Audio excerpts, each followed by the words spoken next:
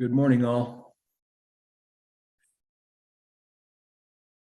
Can't go anywhere and say anything without making it in the paper. So, like,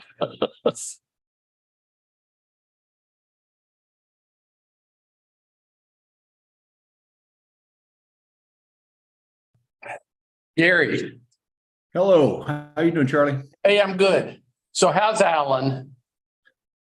Alan is doing really well. His he's in a rehab facility associated with St. Luke's. That was. Vice Chair, just so you know, this is being recorded. Maybe we'll catch up later then. Okay. Thank you for the heads up on it. The short answer is really why are we well. recording Good. the meeting? It's just that that's the way the Zoom is set up. I just can't. Yeah, when it turns on, it's on. Short answer is great.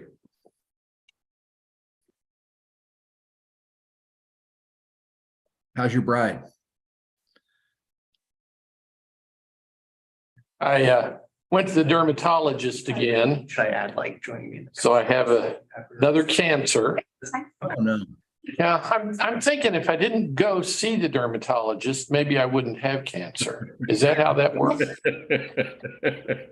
I'm not sure, Charlie. Okay. I'd ask them that question, though. So the causality might be a little suspect on my part, huh?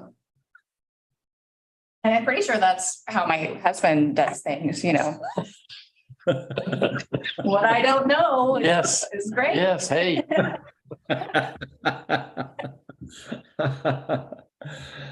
Oh, that's funny.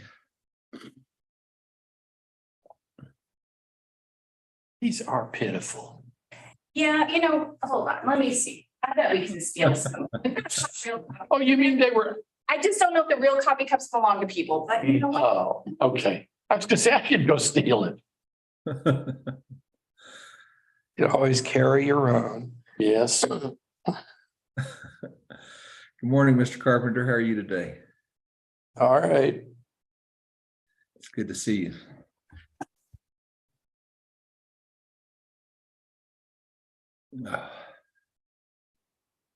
Here, let's be eco, right? Oh, what a good cross. That's what We are here. If I'll go someone's looking for them, I'll they'll- go wash. oh, no, don't you worry about that, but let me, oh, yeah.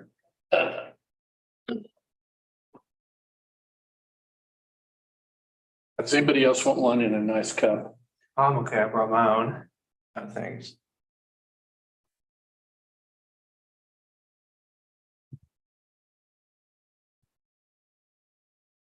This is what happens at church also. We have cups.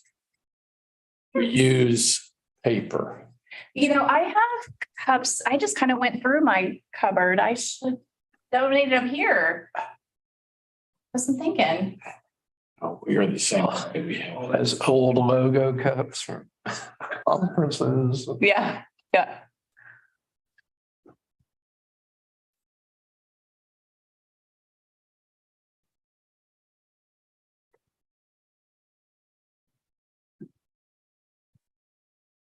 Are they doing the big, Hey, good the morning. big APA conferences? Thank you, Jeff. Pardon? Are they doing the big conferences again? Yes, it's your. Better than one I'm going to. I'm going to Houston. Houston. Oh, have you been to Houston? Oh, God, yes. Oh. There is nothing in Houston that would draw me there, but obviously it draws 8 million people or whatever it is. And I think, oh, goodness. I would like to go to the Kennedy Space Center. Isn't that in Houston, That's in Florida. Florida? There is one in Houston though, isn't there? Yeah, mission control. Yeah, I think that would. And there's some really good food in Houston. I think you can get it delivered by Grubhub or something better than going to Houston to get it. From Houston. Yes. I mean, Well. Houston is where you want to go to see what happens when you have no zoning and no, when you're building a swamp. Yes.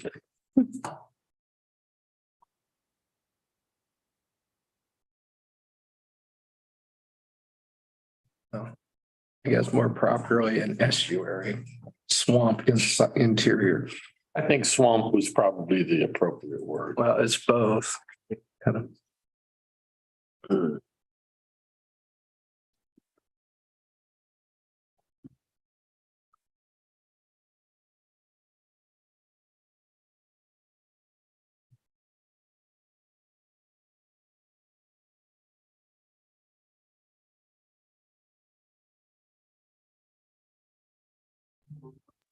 As long as you don't go eat barbecue, used to, because they will brag about it, but it's horrible. I'm convinced through my travels that there's only really two places that have barbecue, Kansas City and Memphis. Everybody else is charcoal or some other form of the food. Drew, I see we're at 7:30. Got a few folks that are come on. Hello, Commissioner Carter. Good morning.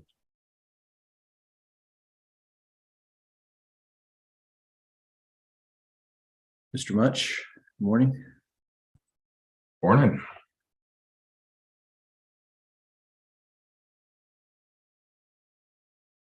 Shall we get started, Drew, or do you want to wait a little bit?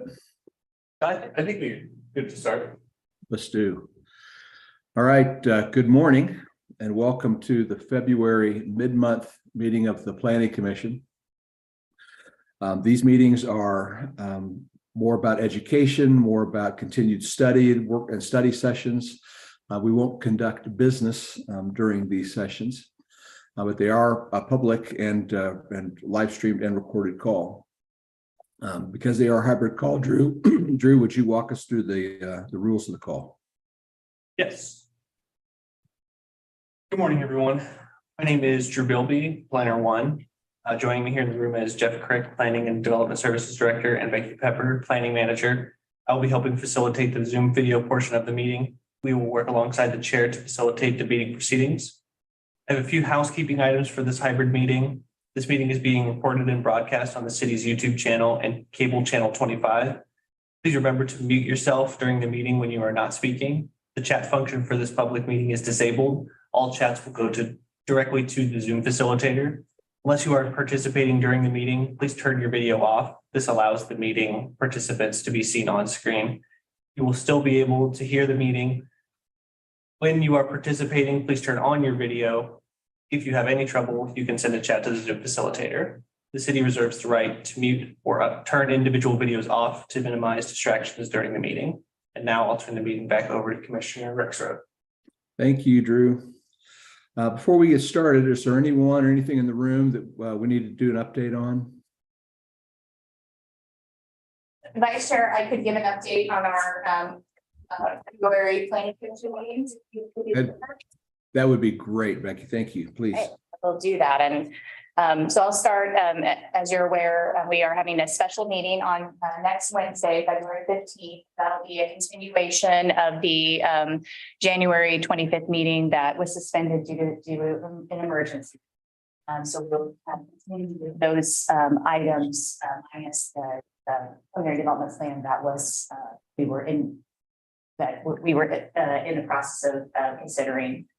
And then on Wednesday, February 22nd, we'll have our regularly scheduled planning commission meeting. As a reminder, Monday is President's Day. And so we won't have a planning commission meeting on that day. We'll only have the one on the Wednesday, the 22nd. And it is a quite lengthy agenda. I think I counted up that there are 16 applications. Some of those will be grouped into specific projects. So it's about 10 items that will be brought before you. I'm going to try to briefly go through kind of an overview of what those are, just not take up the entire meeting and be able to let Elizabeth get to the land development code thing. So one of the projects that contains multiple applications is a request from the city's municipal services and operations department to kind of relocate some of their facilities that are currently located throughout town onto one property that's located in Venture Park. Those applications associated with that, there's a comprehensive plan amendment.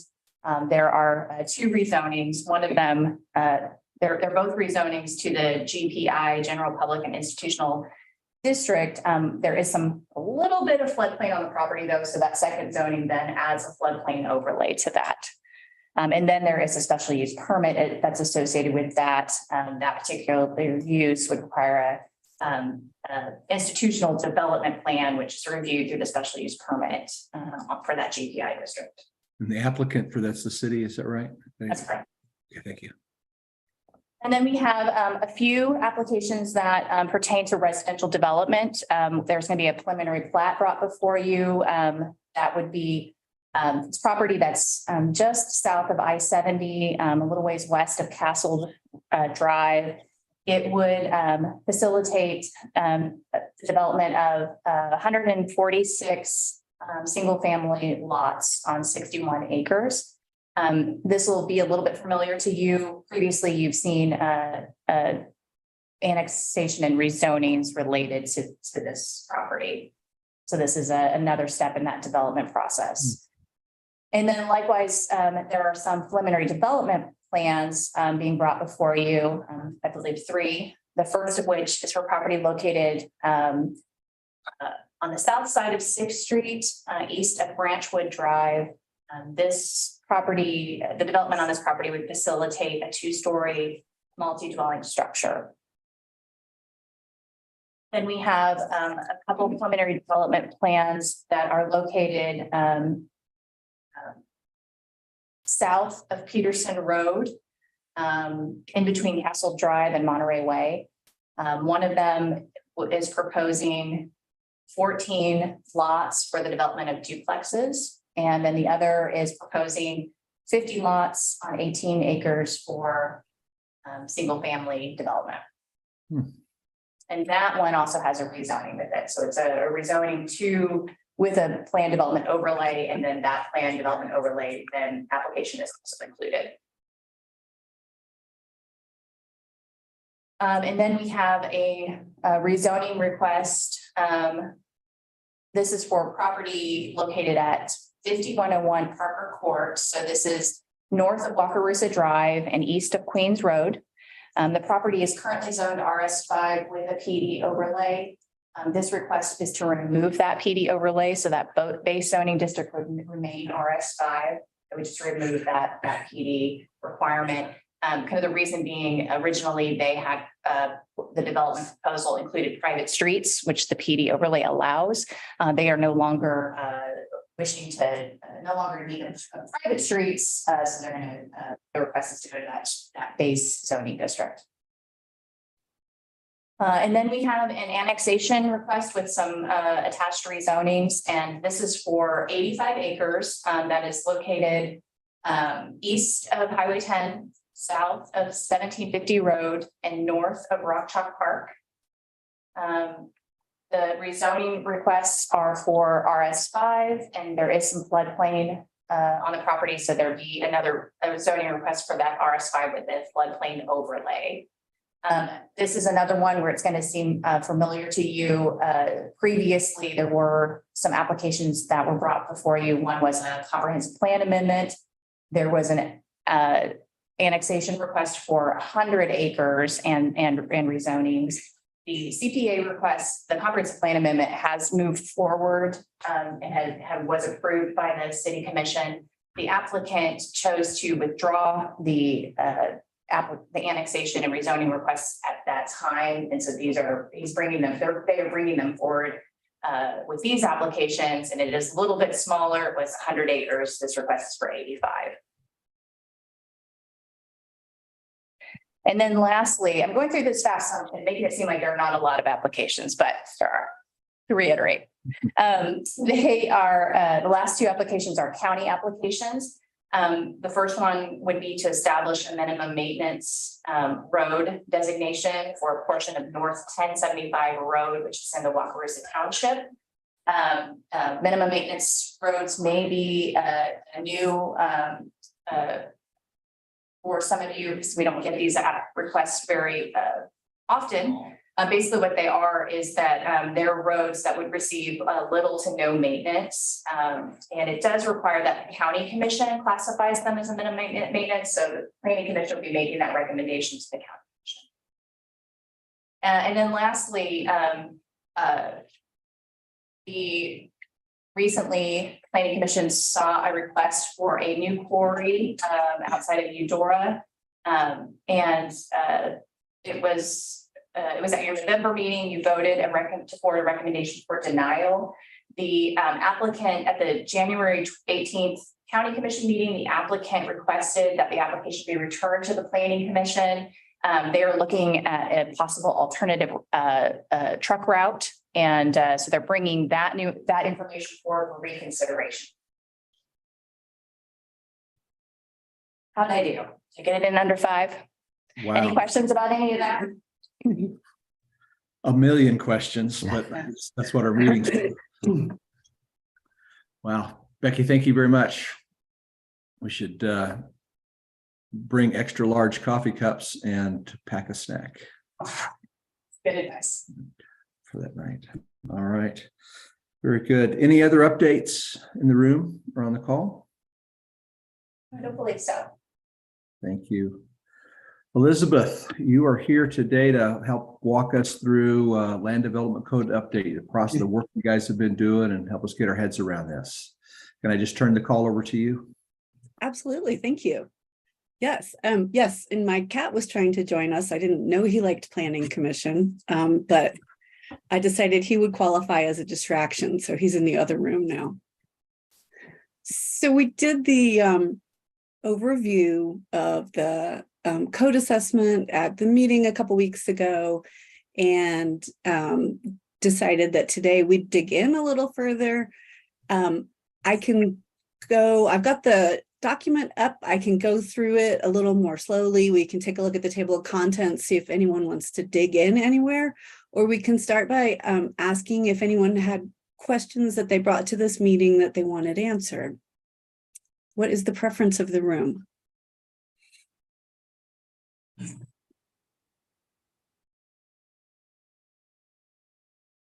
You're muted. Seeing no specific hands going up, I'd say let's walk through. Let's see if we could excite some of that. Looking at the table of contents, I do have one area that I hope to spend a little bit more time on, and that's get a better understanding of how we flatten our zoning types into this new way of thinking about these use types. I think there were 6 of them, if I remember right, 5 or 6 of them. I'd like to be able to explore some scenarios inside that, so I can just better understand how anything from a single family home to multifamily to a shopping center would fit into any of these various categories. Sure. Let me ask, are you thinking about our character area categories that we were talking about with the steering committee? So we kind of look at the city and say, different neighborhoods and areas build in different ways, and we want to allow that mix to take place across those areas in a way that is developmentally fitting with the area. That's where you were thinking? Okay. Yes. Great. Okay. Becky, can I share screen? Yes, you should. I will try. Living dangerously on a Wednesday morning. Let's see what happens here.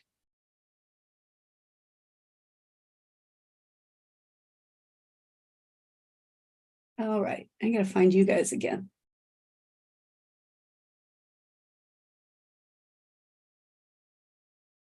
We can't see your screen. You can see the screen now. Okay, so I'm at the table of contents on the code assessment. And let me just ground everybody again in where we are, because after listening to Becky, I have a little more respect for what comes at you fast.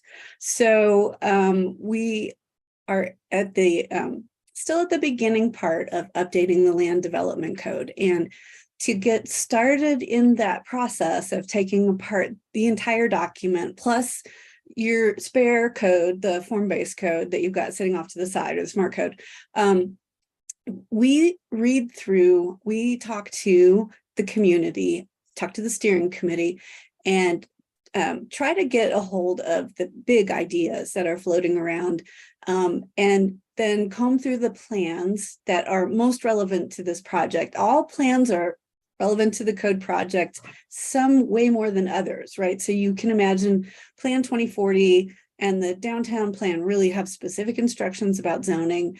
When we move into the transportation planning, we still are looking at land use and transportation, but it's not always as direct, everything in the plan. So we read all the plans, we talk to the community, we read and reread the code, and we come up with this document that we call our roadmap. It's a really, it's a preliminary document. It's a framework. We need to know where to jump in, and we use it to check in to make sure we're heading in the right direction. We use it to make sure we've picked everything up, and we use it for later conversations, because inevitably 3 months from now, we'll be rewriting the parking standards, and somebody somewhere will ask us, well, why are you doing that? And so this is kind of our check back to say, well, you know, as we got this process started, we heard that there's not enough parking, or there's too much parking, or that Lawrence wants to move to market-driven parking, and we're going to let applicants decide how much parking they need and then wish them luck. So these are all things that we cover in this document. It's not going to have the level of detail that the draft has, and we are planning to get the draft of the zone districts and uses to staff at the end of next month. And so steering committee and planning commission will get to see that in April. So that's where we are. So I'm going to go through the table of contents and give you just a little bit about everything. And if you want to stop me anywhere, I think, Gary, are you calling names out today? Will you moderate for me, or does Drew moderate? Who's going to tell me to stop talking? I'd ask Drew to help with that. I've got a limited lens on this being remote. Excellent. So I'd ask Drew if that's okay. Yeah, I can do that. Okay, forcefully, Drew, stop. Got a question. Okay. So the document introduction is intended to, be that short overview, bit of a executive summary. We go into the plans that we're looking at. You guys are familiar with the plans. Not everybody is. And sometimes this is an opportunity to help people who are in the project with us remember that the consultant team and staff are not sitting in a room together just making up things to change in the code. We actually have policy instruction that the city has set, and we follow that guidance. We jump into an analysis of the current code. So that translates to, hey, we're reading it. And, if we were new developers coming into Lawrence, this could be some of the stuff we see here.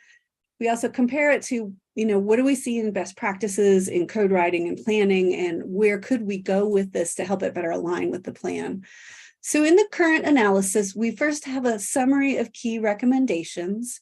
And so that's if you just want to go in and see if we've caught a big topic. And if we haven't, if you want to talk more about it, it's on the list, or we can add it to the list. Then we jump into the zone districts. The way we draft codes, we see the zone districts and the uses are sort of the core DNA of the document. You figure out what you can do on your property and what uses you can have on your property through the zone districts and the uses. And so the first big sections in the code analysis are to fine tune the zone districts. We think we can make some changes to that zone district lineup to better implement the plan. And to consolidate and update and do some reorganization in the uses. And so what does that mean in not jargon speak? We think that not all of your current zone districts are functioning like they could. There are different reasons why a zone district doesn't function. Sometimes it's a really great idea and it's just drafted either too complex or slightly off the mark, and so we can adjust it. Sometimes we end up with more districts than we need. So we've got, a whole list of districts, and, some of them are really rarely used. Other districts are way more popular. So I guess that's the zone district popularity contest. But we look to figure out who uses which districts and what they use them for, and then talk about some consolidations if we need to. There's not a magic number of zone districts. So we want to make sure that we get the right districts to implement the plans. Might be one or two new districts here, might be one or two district consolidations here or there. Then we divide them up into categories.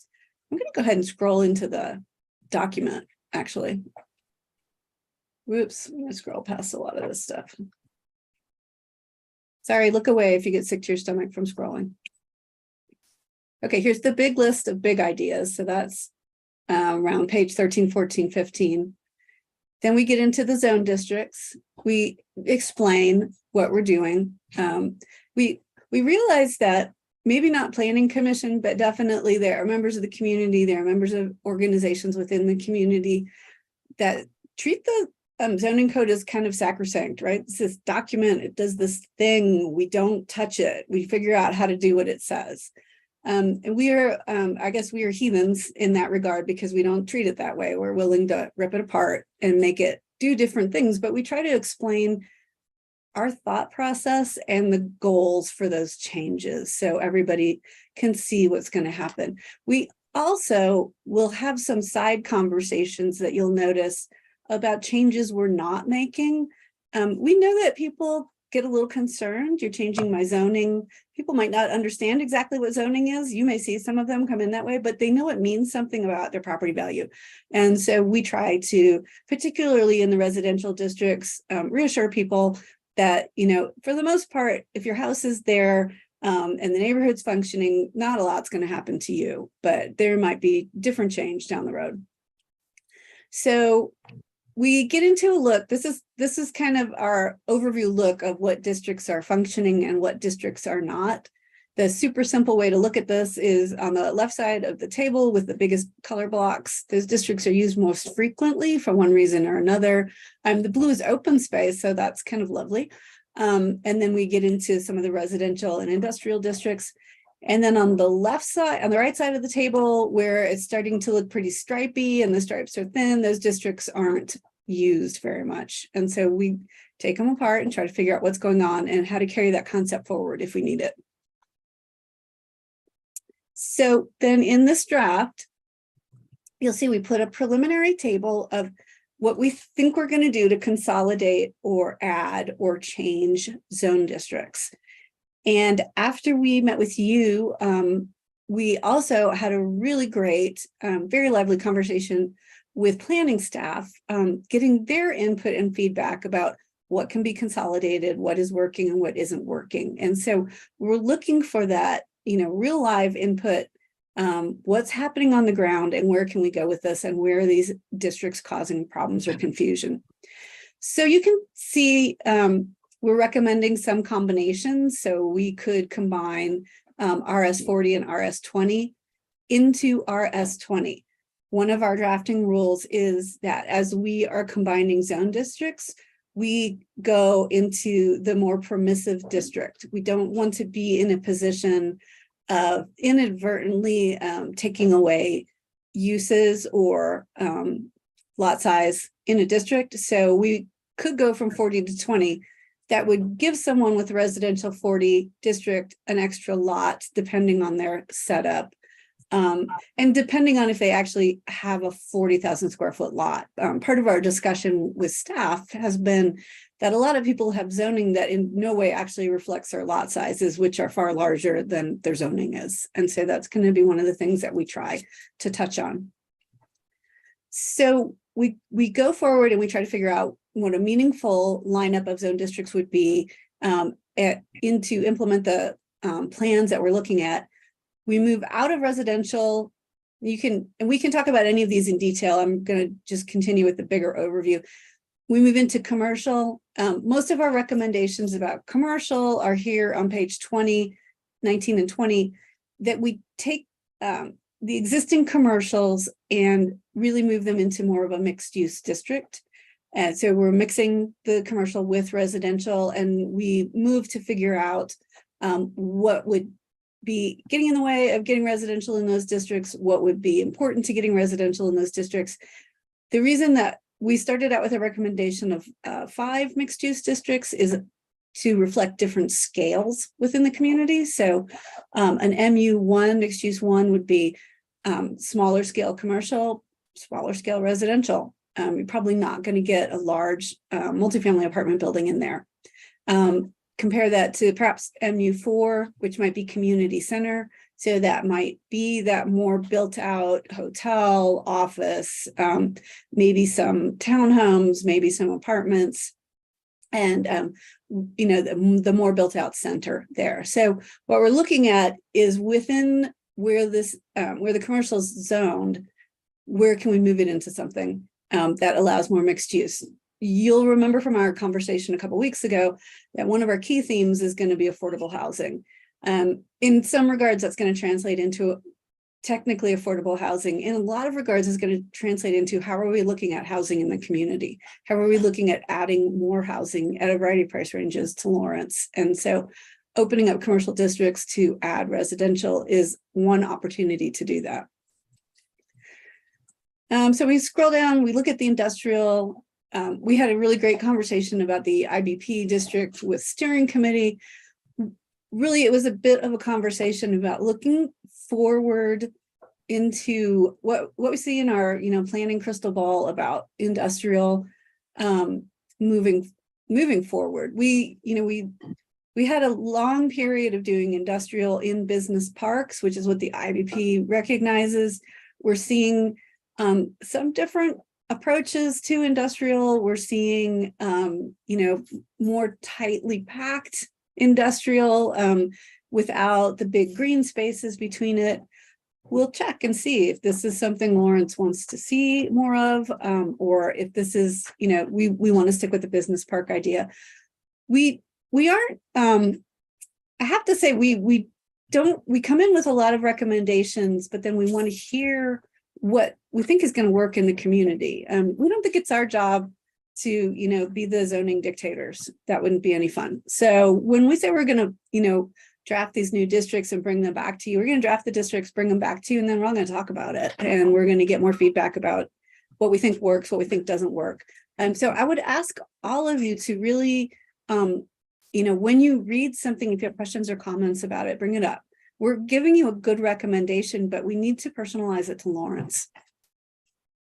So a couple other conversations we had with staff, primarily with staff on this one, and some of the things we recognized in the code, possibly rolling the general public and institutional and hospital together. We learned a little bit more about how we need to do some more outreach with Lawrence Memorial and have some conversations about what that might look like. Probably going to leave the UKU district doing its own thing out there, but we are going to talk about mixed use with the special purpose districts. We are seeing across the country that institutions like schools, hospitals, and civic organizations, churches and temples tend to have some property. And in communities that are really facing a housing crunch, those organizations are looking to put housing on some of their property. And so we want to see how we can make it possible to do that without a whole series of reviews getting in the way. All right, so this is just kind of the written version of what I just summarized for you. We did take a look at the Plan Development Overlay District, and we have a list of things we want to dig in on with plan development. So our basic view is plan development is two things. It is a helpful tool, and it's a symptom that the code isn't working. If you're seeing a lot of plan development, that is likely people trying to work around something in the code that isn't getting them there. And so we don't ever recommend taking it away. It is always useful in specific situations, but we do really want to dig in about what it's doing to help people use the code. And we want to move that information back into the code. We want to make it so you can come through and get your approvals without the extra layer of plan development. And so we have a list of things that we want to take a look at. And then as we start drafting, we'll talk about some different ways to approach plan development and how to make sure that the base districts are carrying the load. So you don't need plan development to address what they can be doing. Plan development is super fun at the beginning. It's 25 years later when the staff who's doing this long after we've all retired, except maybe Becky, because she's young forever, but it's looking at it going, what did they approve in 2023? What in the world were they thinking about? Right now there are PDs out there from the 70s and 80s, and we hear from clients, well, we lost half the documents somewhere and nobody knows where the microfiche is or the microfiche machine. So that is, we create a mini zoning district every time we do that. So we really want to think about what we're up to. Okay, so we got into the use standards and took a look at them. The big thing is right now you've got 2 use tables going in the district. Elizabeth, we do have a question in the room. I'm just Yeah. wondering, before we move on, did we want to discuss some of those, just part of that table there and? Or are we continuing with this discussion of the zoning districts? Where you were going with it? I thought we wanted to, Any place you guys want to go? Gary had mentioned. Yeah. I Focusing on some of thought this it for a was- little bit. I'd love to have some scenarios just to help us kind of think through what this might look like. I'd asked, I think, in our meeting last time about if a big box retailer is going to come in, which of those zoning districts might that fit in? Mhm. You gave me an answer to that, but it kind of leads me to think, okay, well then, how does that then build out? I think your answer was, it might fit into MU2, large neighborhood, which is not what I would have imagined the answer to be, right? So I'm wondering, so how does, my favorite example is Costco. I just put that out there in the universe. So if a Costco comes to town and it's in that area, then what do we imagine the area around that to build out like? Do we see apartments built up next to that? Do we see by design, do we want residential? Is that something we would want to encourage or allow? Whichever side of that. So I just like to flesh some scenarios out a little bit. Yeah. And it doesn't have to be Costco, it can be anything else. Maybe I love the conversation about industrial and how that might fit in. It's got my brain wondering about, is our job as a planning commissioner going to become one more of understanding or having an opinion on compatibilities rather than a formulaic, does this meet that? I think we want to go with both of those. And I'm trying to scroll through to the character area identification. And who knows where I put that? Okay, so let's go back up to zone districts. So your question. Okay, I'm sorry, wait. I obviously can no longer scroll and talk. Well, while you're scrolling, my question is sort of, another scenario. I'm Yeah. focusing more on residential districts, what it would look like with an existing residential RS7. I mean, in order to get duplexes in there for infill and density, that zoning district change, what would it become? And then I have a follow-up question. So, yeah, okay. I'm going to do Gary, and then I'm going to come back to the duplexes. So one of the things that we're proposing is looking across Lawrence and identifying what we're calling at the moment character areas.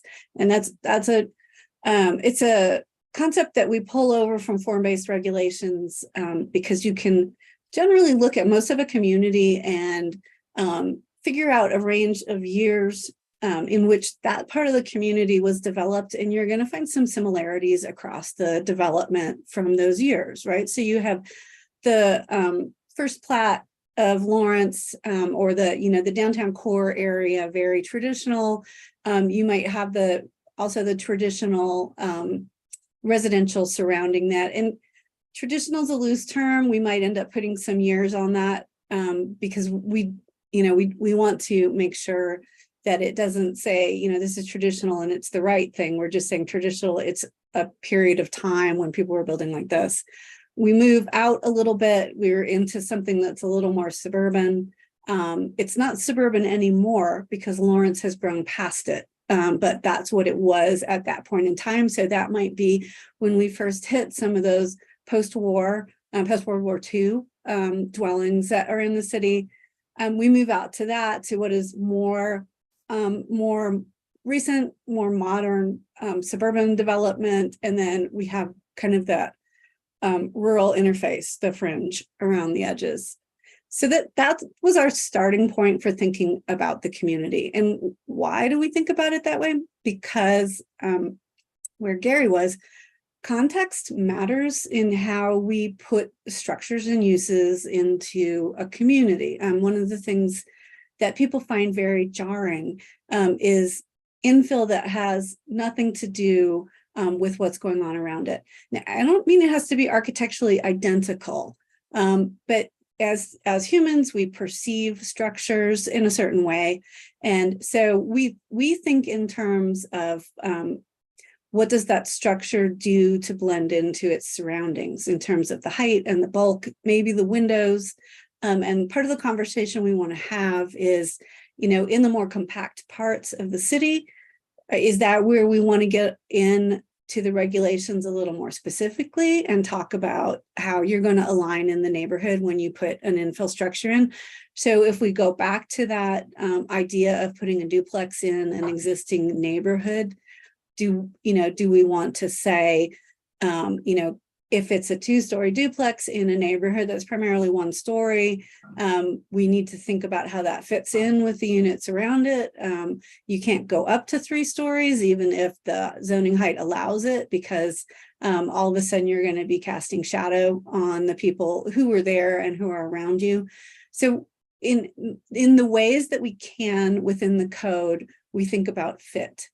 And we are capable of looking at that fit in 4 or 5 different ways. So we think in some aspects of the code, we want to move away from one size fits all design, and we want to do design that's more in alignment with the character area where it's being built.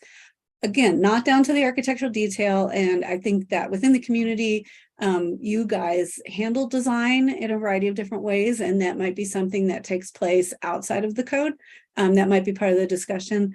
But we want to see, in working through some of the hurdles of doing infill and doing redevelopment, what we can do to ease the way, so the neighbors know that it's not going to be, most of the time, incredibly insensitive to what's already in the neighborhood.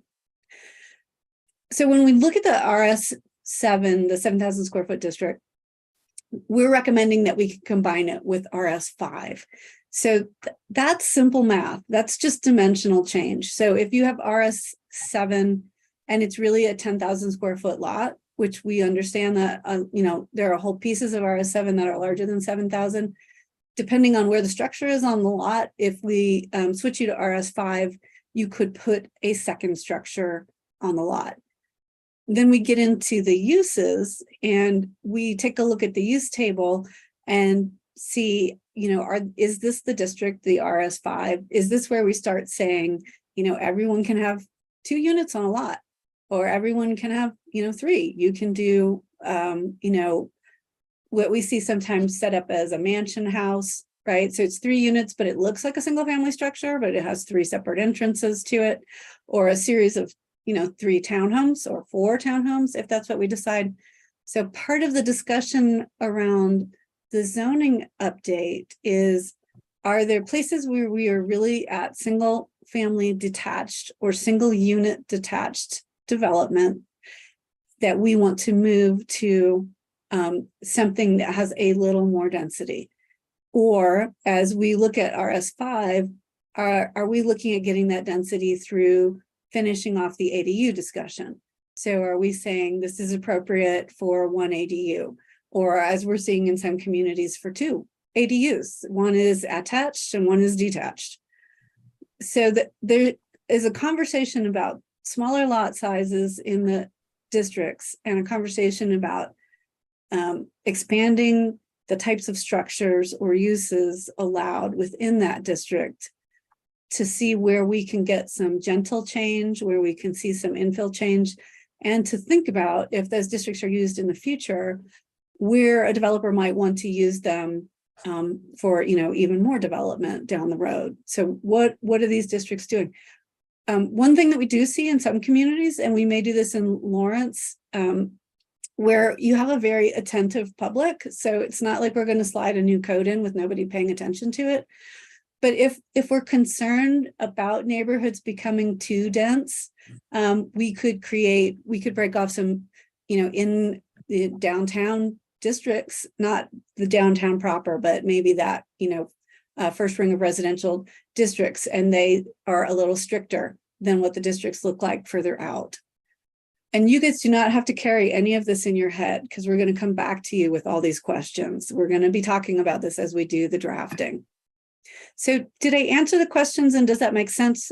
Do we want to dig deeper? Gary, I did yours kind of at a surface level. We can go deeper if you want to.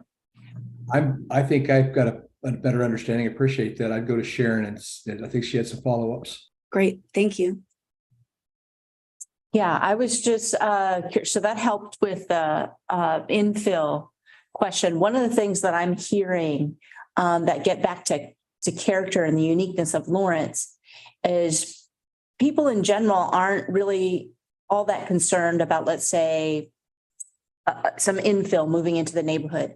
But because some neighborhoods are very close to the university, this is a college town. And so the worry is not so much that the duplex or the infill happens, it's who's going to be in there. And the worry is students. Right. Well, that's just going to turn our neighborhood into a bunch of students, and we're going to have parties at night and that kind of thing. So a little bit of uniqueness with being in a college town and the university not housing most of its students or a lot of its students, and that spills over into the next door neighborhoods. And that's the fear, is that's who's going to fill in those smaller units. I think I'm having a flashback. The most recent college town I worked in is Cedar Falls, Iowa. So University of Northern Iowa. They're not the same scale as KU is, and yet the same problems.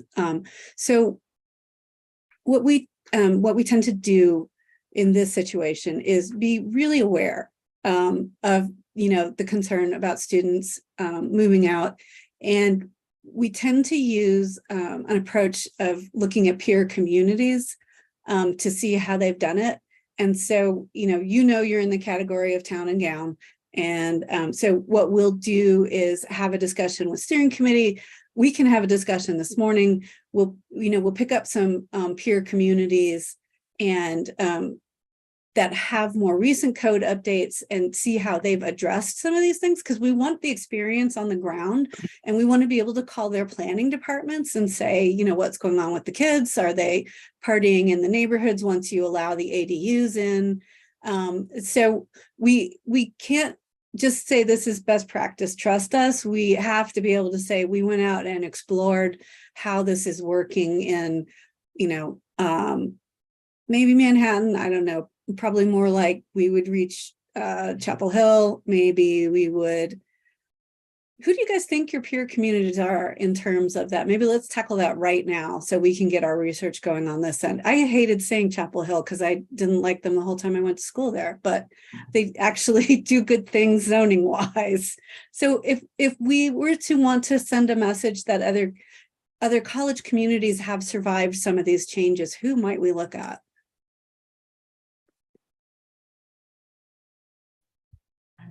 That's too many. Iowa? Iowa? Okay. Munch? Yeah, I was going to Mr. suggest Iowa City. Iowa or City. Mhm. Perhaps Bloomington, Indiana. Okay. Oh, good. We wrote that code. Oh, good.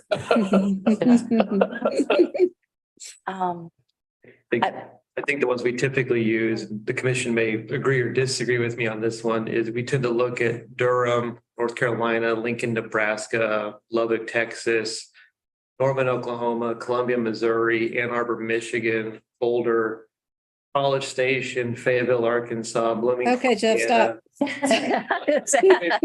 It's a list we kind of keep and run with for over the years there, but it's really, we always try to find places that have equivalency to KU and Haskell student populations as a proportion of the population as a whole of Lawrence. And those tend to be in roughly equal measures, but I can send that list out too, but I would love that. Yeah. Unless that helps spark some ideas. Well, there's a quick 20 for you. I know. I am never not surprised by what's hiding in Jeff's brain somewhere. That is, thank you. Yeah. Yeah, Okay. I think that's going to be really important for those close in neighborhoods, at least from the people I've talked to. Okay. To KU, that would. Because that's their big fear.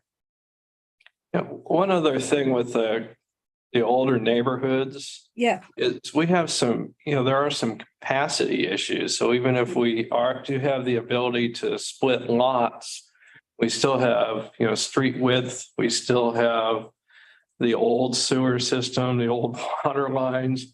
And then the last thing anyone in a neighborhood is going to want to see is we're going to allow split lots to get in maybe 4 more houses, but then we create a special benefit district where everybody has to pay to upgrade all the infrastructure for 4 houses. So how does that fit into the analysis when you look at a historical development and how to group zoning in your analysis of going from the original town plat out through the suburbs?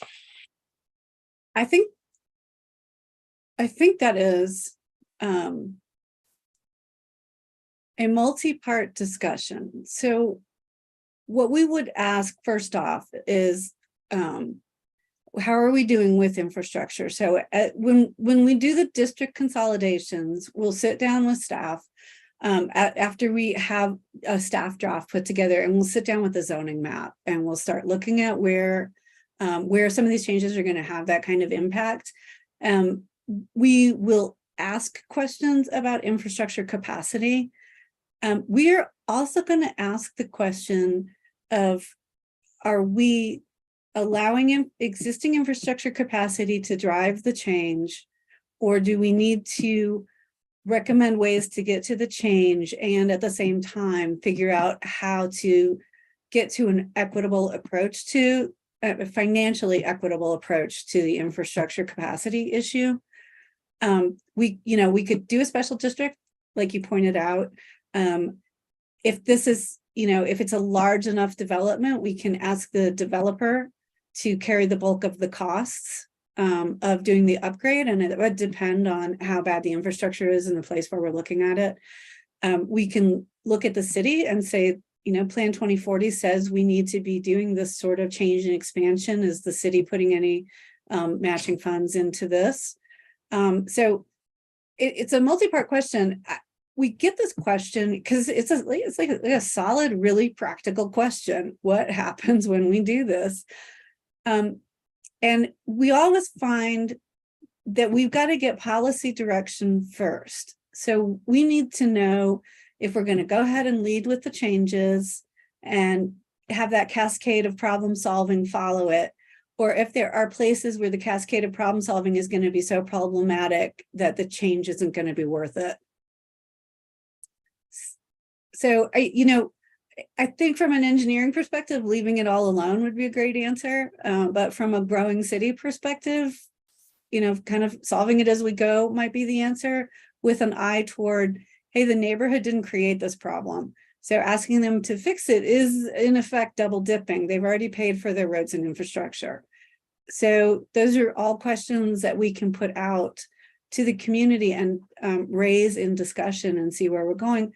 That's also questions that come back to the city, come back to Planning Commission and back to the commissioners and leadership positions. Plan 2040 says we want to go this way.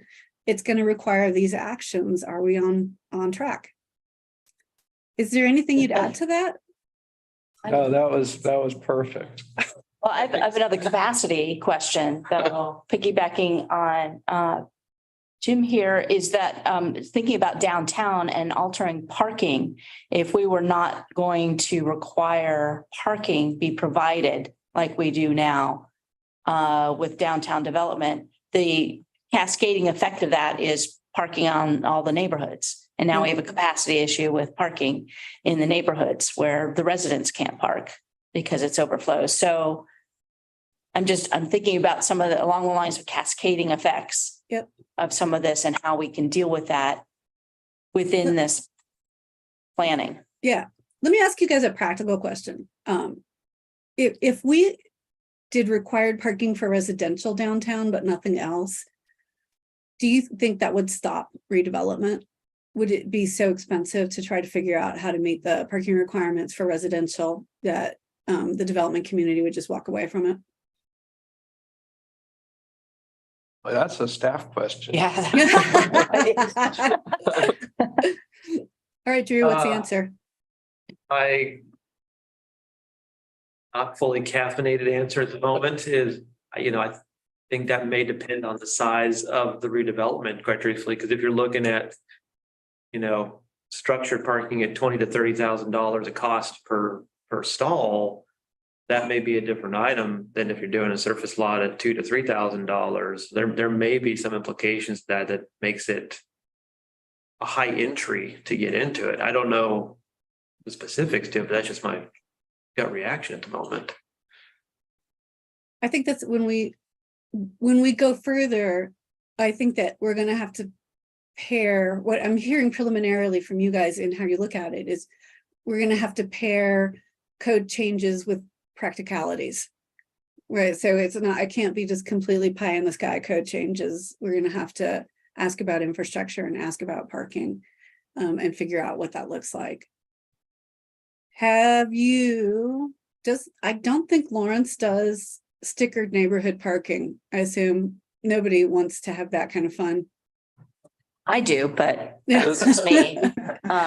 The discussion is still ongoing. I mean, parking has been an issue for decades and nobody can ever seem to come up with an actual plan to even work with. So I know that parking enforcement is working on trying to figure that out at the moment. A lot of the big hurdles that were resolved with part of the downtown parking improvements that just happened. So they're trying to work on pilot projects to see about expanding it beyond commercial centers, but that's just getting off the ground, not too far along yet. So One Okay. of the issues that can arise is if Lawrence really wants to have alternative modes of transportation, Mhm. then you simply limit parking. And that forces more Sharons to be on their bicycles, which you do. It forces people to take public transportation. It forces people to walk. It forces shop stores to be locally oriented rather than just downtown or in a mall. And so I think that has to be a discussion, how stringent does Lawrence want to be on alternative transportation other than cars? And a way to do it is you just don't have parking spaces for people. And does that create a multitude of problems? Absolutely. Well, that's one of the things that you have to pair this with is what does our multimodal transportation look like? Yeah. Because without that, everybody's going to park in the neighborhoods. Yeah. There's no Yeah. alternative. I agree with all of that. I have another question, except Yeah. unless somebody else does, because I don't want to take up. No. Just thinking about, how do I say this? So the zoning, so let's say these are similar categories were adopted, that would overlay on what's existing now, change the zoning. So I'm thinking about the RS 40 and the RS 20, that's combined. So I understand the logic of now an RS 40, existing RS 40 would now have another lot. But going forward into new areas, new developments, possible future annexations, within a certain growth area of Lawrence, I imagine we wouldn't want to have RS 40 and RS 20 for newer areas. If we're sticking with Plan 2040 and infill, we wouldn't want that to be an option potentially for a new development. So, but right now we don't really have a way of really, if a project comes in and says they want RS 40, RS 20, we don't have a lot of leeway in saying, well, we want it to be denser. Right? And we've had that a couple times where we would really prefer this to be an RS 5, but the application comes in as RS 7. So going forward, how do we limit let's say a residential zoning district we don't really want to have. And the other side of that is we also currently don't have a mechanism where somebody comes in and says, we want RS5, that we don't end up with lots that are 10,000 square feet. Yeah. So, we explored a little bit the whole urban reserve zone district, what it's doing right now. And we had a preliminary discussion about this concept of, do we annex property and deal with planning and zoning later?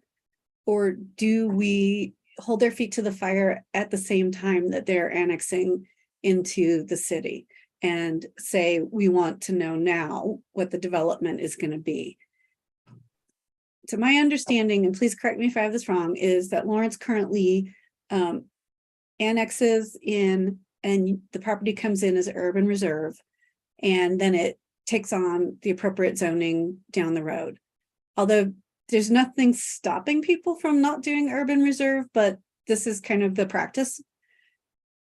So to the extent that the city has an annexation plan, and if the plan has future development pattern of any sort, which you're going to have to sort through to figure out a utility extension, then the zoning should line up with that.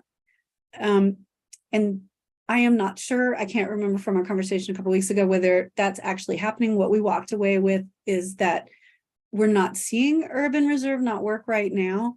Honestly, that we were in the same place as you. We said, hey, how about if you get rid of this option and tell people that you want to see them zone to what the development's going to be, because that sets the expectations for that development. And it also helps, if there are neighbors out there, see what's going on. So I think where we are right now is neutral. We can go both ways. If it's working and you're ultimately getting that development where the city wants to see it in alignment with the planning and the infrastructure, then maybe this isn't where we want to focus our energy. But if we are concerned that we're going to end up with large lot development around the rural edge of the city, and that's going to cause extra infrastructure costs because that development really doesn't pay for itself like smaller lot in town development does. Or, if you're going to see a continuation of a pattern that's not getting more housing in the community, then we can change up that process. What we would do in that case is ask the applicant to come in with a, overall development plan that shows what the zoning is going to be, and to, be real with it, not show everything at 40s. We'd like to see where your 5,000 square foot lots are. To the other side of that question, we are going to recommend maximum lot sizes to get to that place of, yeah, you're telling us you're doing 5s or 7s and you're actually doing 40s. We'll see how that conversation plays out in the community, and we'll bring it back to Planning Commission, to Steering Committee, and to the commissioners, the city commissioners, and we'll figure out where we want to draw the line on that one. What is the downside of not having a maximum lot size? Or is it that people are skirting the density that the city wants to see? If that's the case, do we want to do it with lot size, or do we want to do it with minimum required densities? There are a couple different ways we can come at this. And so as we get the zone districts reconstructed, so you guys can take a look at it and illustrated, we'll bring this discussion back. That whole maximum lot size, lots are really big conversation has really threaded through this conversation, our conversation with the city. And where do we want to go with annexation in the future? It's on our radar. We don't hear that it's broken on your end, but we're also all trying to look forward, and no one has said that's a terrible idea and we're not doing it. So we can continue to explore it. Have you worked in states where you can actually, in Kansas, the annexation of land, we can't put conditions on what happens to that property. So if you have a full-blown plan that comes at the same time as an annexation proposal, there's nothing and the annexation's approved, there's nothing to make that plan happen. It could always come back with a different type of proposal in the future. Have you worked in any communities where they've been able to make annexation contingent on following through with the plan that's proposed at the same time? We, a couple of years ago, I worked in Montana, and they hate regulation at any and every level. And so you can't condition anything. But we ended up working with the infrastructure improvement agreement as our sort of approach to saying you're going to do this and this and this. And at the time, I was working in Billings and Yellowstone County, and their setup was pretty similar to what you guys have. The county didn't want the development. So they were good about saying, we're not giving you the infrastructure to serve the development, which, required the property to go into the city.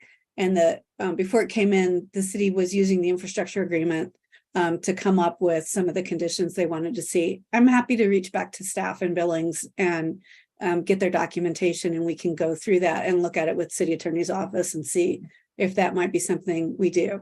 If that's not the thing, we'll keep looking. There are lots of different ways of getting to where we want to be. And I think we're seeing more communities say, we don't want to have an annexation fight. We don't want this to not be what level of density we're looking for. So they're being more proactive on that end. That's very interesting. So effectively what they're doing is prior to the annexation request, there has to be some negotiation with the community about what infrastructure will be provided and who's going to be paying for it. Mm-hmm. Okay, thanks. Yep. Just one approach. If that's where we decide to go, we'll make sure we look at a few different ways of doing it to find the one that works best. Elizabeth, go back to the parking question for just a minute, the parking sure. conversation.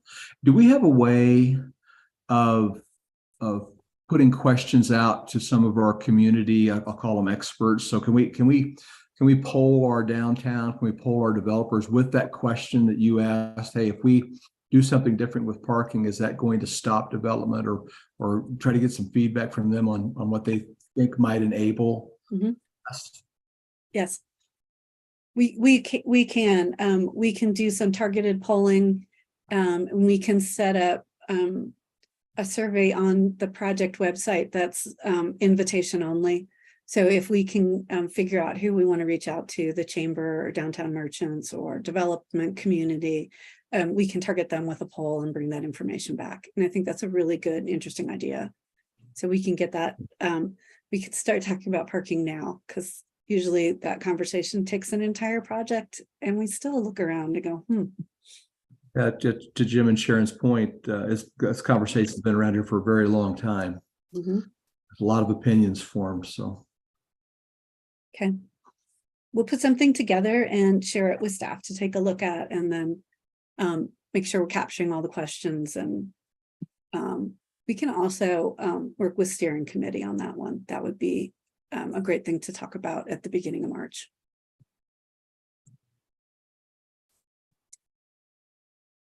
So I'm looking at 8:30 your time, 7:30 my time. More questions? Do we keep going? Yeah. I've got another question. Just real quick. So are there, in your zoning plan, are there strictly residential zones? Because the mixed use, which is what we're trying to encourage, are there still going to be strictly residential zones, or is there a possibility? Well, I'm just thinking of in-home businesses. There's a few coffee shops, businesses around town that are now, what's that term? They're not allowed anymore by current zoning, but they're grandfathered they're in. non-conforming. Yes, thank you. Non-conforming. Yep. Is that still going to be a possibility? So we handle that through how we allocate the uses in the districts.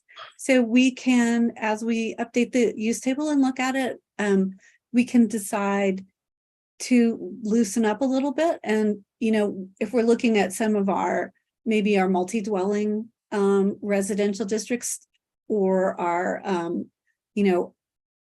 medium density or high density, or even, some of the smaller lot, single dwelling districts, we can say, yes, a coffee shop is allowed here. And we can set the rules for that, right? So you have to be able to provide the parking, or you can't roast at 4 a.m. and wake the neighbors up, or whatever we decide those generally applicable rules are for that use. So we can extend more occupations into neighborhoods, or more commercial uses into neighborhoods.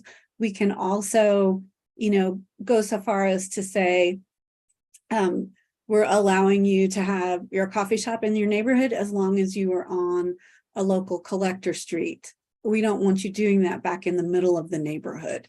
That is where you're really going to irritate the neighbors. So we can think about a variety of criteria and kind of craft a set of regulations that go with that.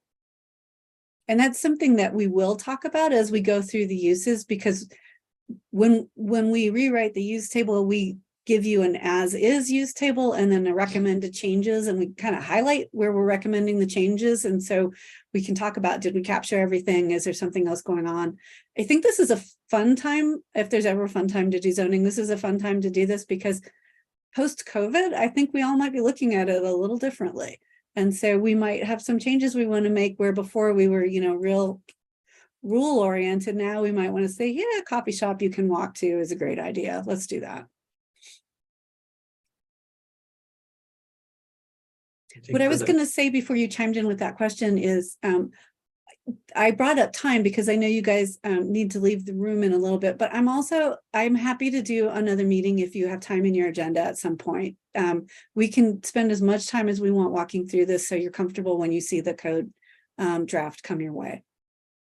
And piggyback on Elizabeth's other comment there about the tables and things, that's also probably when we have the conversation about what is permitted versus a special use versus temporary versus accessory uses. And there's levels of it that our code can't fathom at the moment.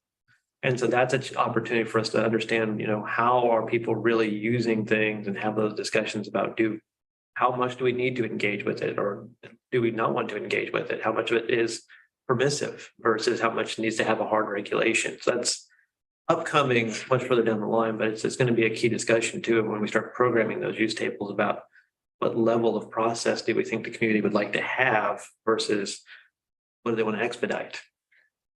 So those kind of changes you're talking about, are they not part of this? Is that something that's going to be on staff after this is done? That'll be a part of this. It'll be part of it. Yeah, Okay. be part of that table discussion. Probably be, I don't know if there's modular one or. Yeah, that'll be the first thing up. I'm looking for, if you give me 2 seconds, I'm gonna pull up an example of something that we're working on right now, not for Lawrence. Okay. While you're looking at that, I was going to say, Commissioner Munch, you look very good in your prison stripes. Appreciate that. I was going for that or superhero villain. So That was my second thought.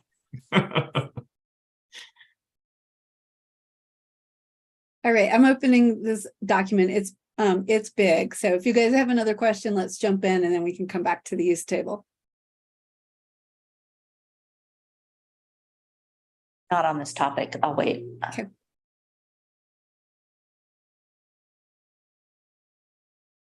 All right.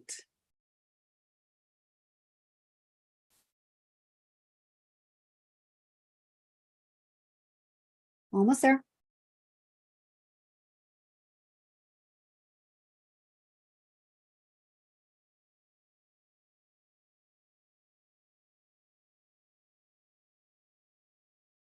Well, I'm almost there. Word is not almost there. There we go.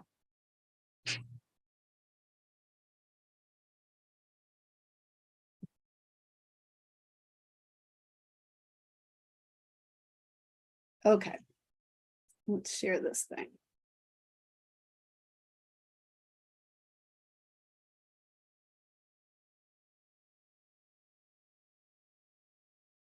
Okay, so this is an in-process use table from Grand Junction, Colorado, which is a community we're working in right now. Smaller than you are, and their school, Colorado Mesa University, is smaller than KU. But what I'm showing you is kind of what the working draft looks like and what you'll see as we get into the drafting process. So we've got the changed zone districts. So here's how we'll share it back with you so we can continue the conversation like we're having right now. So here are the current zone districts. We've rolled them into these proposed zone districts. Here are the current use allowances. And you can see some of these are in bold. And so that's where we're recommending changes. So you'll get a version of the Lawrence use tables that look a lot like this. And what we've highlighted for you, let me move into commercial here. So we're highlighting where we're recommending changes to use names, where we've taken uses out. The community corrections facilities in Grand Junction really shouldn't be allowed downtown. I don't know, maybe it should. We're recommending that they might want some community assembly in their industrial districts, because they're trying to weave that sort of some uses out into the industrial, and they have industrial along their riverfront. And so they're saying we could do some more activities out there. We could do some bike riding out there. We could have some breweries out there, and we could have maybe a small amphitheater or something. So this is what it will look like when you get it. And the reason we do it this way is to remind you of the questions you wanted to ask and to really highlight the changes that we're making.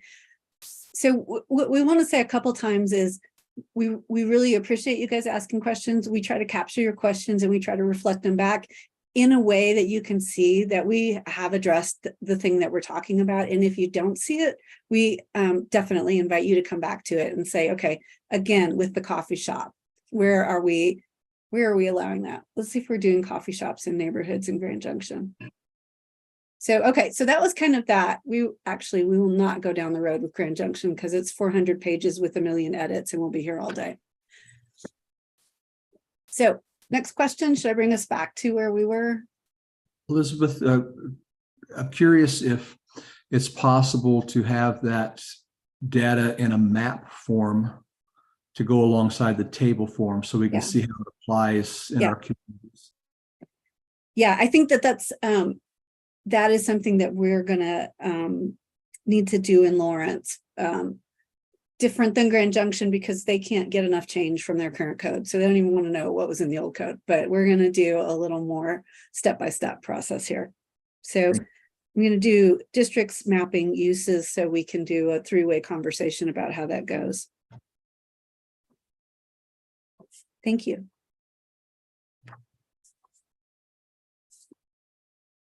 All right, I'm going to bring us back to document. Something I tend to say with great regularity is that I can be a very slow thinker, a very slow processor.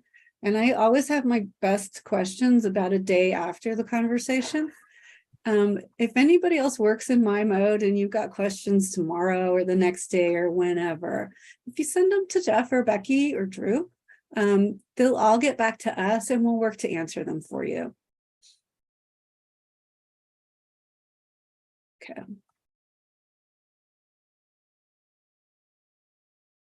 So that was districts and uses. After I get back there. The next thing we think about after districts and uses are development standards. And like parking, those are the standards that are more generally applicable across the community. And that's another place where we think in some of them, we want to dig into this character idea. So, we might have places where we think more parking is good. Something that we did in Cedar Rapids, Iowa, not Cedar Falls, is gave a lot more thought to how to do shared residential and commercial parking downtown, because they were seeing a lot of downtown redevelopment and most of it coming in was residential. But they still have a fairly industrial base right at their downtown. Quaker Oats does their manufacturing just right outside of downtown Cedar Rapids. And so we talked about, where do we share parking, have daytime worker parking, evening resident parking. We did different design standards for landscaping or streetscaping in the more urban areas than we did in the more residential or rural areas. So those are all the standards that come in as development standards. So right now you've got Article 9, parking, loading, and access, Article 10, landscaping and screening. The code has a lot of things wrapped into Article 11. That's residential protection, that's intersection visibility or site triangles, outdoor lighting. Then it's got some more infrastructure stuff, performance agreements, sidewalks, retail market impact analysis, which just got tucked in there. We're going to find a new home for that. And then the general development standards for mixed use districts. We will go through all of these and try to comb out any regulations that are zone district specific and move those back into the zone districts.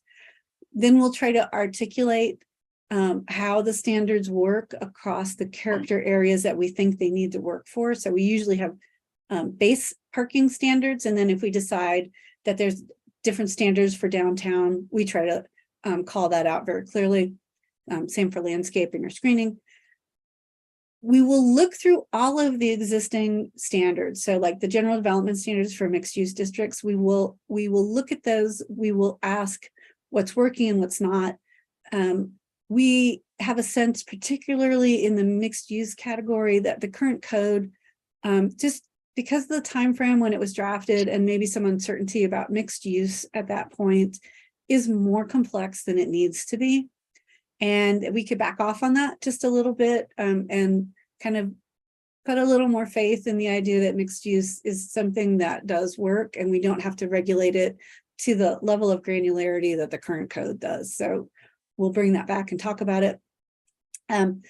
We have been asked from Plan 2040, from the downtown plan and from the community, to look at some other development standards. And so some of those we have regrouped in the sustainability category. Some of those will be coming in the housing category. And so in the second round of drafting, so across late spring and early summer, we'll tackle all of these. So then we can look at them and compare how they're going to work with the zone districts and uses to make sure we have a cohesive whole. So that was a lot in about 2 short paragraphs. So I'm going to stop and see if you guys want to dig in here, if we've exhausted your capacity for zoning so early in the morning, the caffeine's still working. I'm going to be very interested to see where mixed use discussion goes, because our code amendment came from one property in North Lawrence.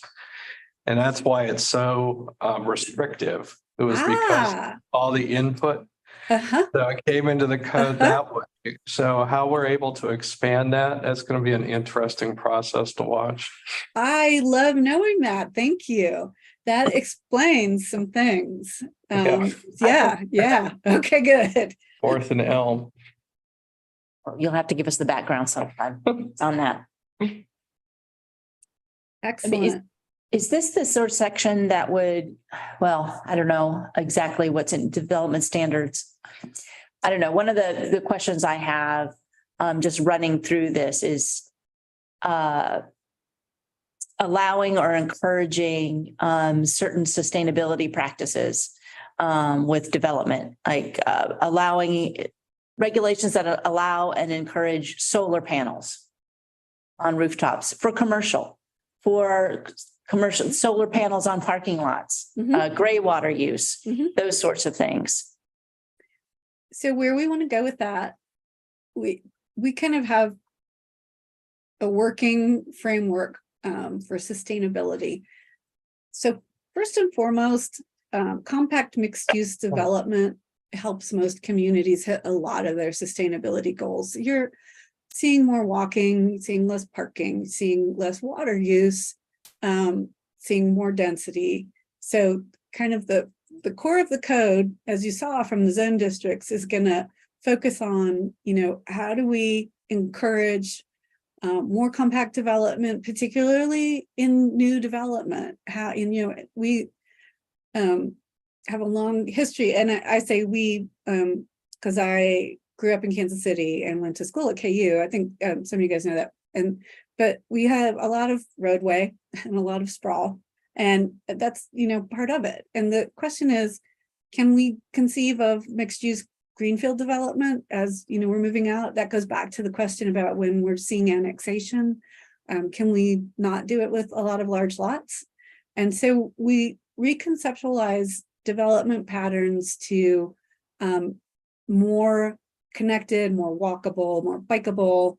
I think do we have Sharon getting on her bike, or is that Susie getting on her bike? So all of us doing more of that limits our footprint, our water use, our gas emissions, but there's more to that. So then we move into the things that the land use and development code impacts in terms of building and site design practices. So how do we make adaptive reuse of existing buildings easier to accomplish? Adaptive reuse is very green construction, right? We're not taking down trees. We're not, using land that's holding carbon that wasn't used previously. We have some infrastructure in place. We look also, just like you were asking, at renewable and alternative energies. So we do that in two ways. We make sure the regulations aren't barriers to putting solar or wind on your residential, commercial, or industrial site. We do pull up the mapping for that. NREL has great solar mapping and wind mapping. So we just remind the community that this is actually useful energy source in Lawrence. And then once we make sure that we haven't set, building height standards as a barrier, or what you can do in your setbacks as a barrier, we also back up and we make sure that we have the regulations in place for when the community hits the place that you want to be. So we look at EV parking requirements, electric vehicle parking requirements, not necessarily to require them, although that could be our conversation by the time we get going with this code, but to make sure that you have the solar standards in place, the wind standards in place, the EV parking standards in place, so that when it becomes a need, you can kick them in and use them. So, and then last up, we look at environmentally sensitive lands and natural resource protection. The code has some of this information in it already, but we want to make sure that we are clear about areas where we're limiting the impact of development. I do remember some of the arguments about, was it South Lawrence Traffic Way going through the bigger wetlands? That was fun. Lasted forever, may still be going on, but that's exactly the kind of conversation that we want to see that we're bringing in to the regulations. So this is our framework for getting there, but for each of these, we're going to dig down and make sure that we've got regulations in place that work for the community. Did that get to what you were thinking? Was that way Yes. overkill for what you were thinking? No. Thank you. Yep. Elizabeth, Yeah. I'm reminded of something when it comes to parking and I guess intermediate between single occupancy vehicles and public transit is ride shares. Yeah. And I'm curious if you have experience with regulating availability of ride share pickup and drop off zones, especially in commercial areas. I have a colleague who has done more with the rideshare and with looking forward into the self-driving vehicles and this whole emerging idea of, and even when you think about, when you said rideshare, I went to car share, but you're probably Lyft and Uber in there Right. also. So how do we manage our curbside is an important concept. Also with smaller delivery trucks, right? We're Yes. seeing more, the Amazon truck is parked right on Mass. Or Or Tennessee right- and Kentucky streets. Yeah, and exactly. the, Yeah. I was driving down Tennessee to make sure my old house was still there, and I had to zoom around an Amazon guy. So I can add that to the list. We're looking at the most efficient use of curbs, and how we've got all of these different vehicle options moving around the community. To the Okay. extent that that's ours to do in the code, we'll tackle it. Right. Thank you. Mhm. Not to be the bearer of time and things like that, but we're reaching our hard stop here at 9 o'clock. So I just wanted to put that out there and let everybody know. This is probably the first of many conversations to be had. So if we didn't touch on it yet, we'll be touching on it in the future. So Mhm. just to put that out for everyone's knowledge. Thanks, Jeff. So as we approach that 9 o'clock hour, are there any remaining questions that we want to get into today? Just a quick comment about just looking forward to seeing the more details, of course, but just looking for elements of flexibility, because as we've encountered before, I mean, there are conflicting goals sometimes where we want to talk about on-street parking, but maybe we also want to talk about green infrastructure that would take up parking space. That's just a small example, but and these cascading effects with parking. Well, we don't want to have, massive parking lots, but what does that do to the neighborhoods?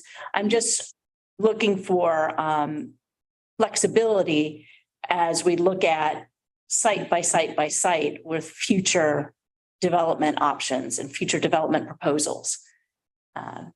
Where that flexibility is going to be. Yeah, no, that's the Like, great fun thing. So many fun things.